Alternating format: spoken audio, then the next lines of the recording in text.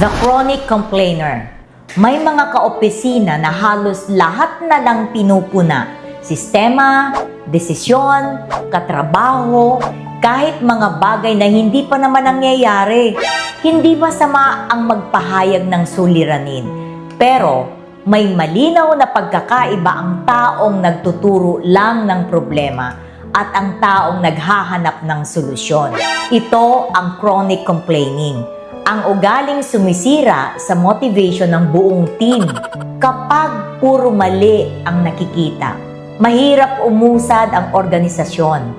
Bago magreklamo, tanungin muna ang sarili.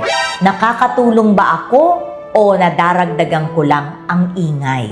Sa palagay mo, nakakatulong ba ang madalas na pagrereklamo o tahimik na nakakahila pababa sa team? Share your thoughts in the comments.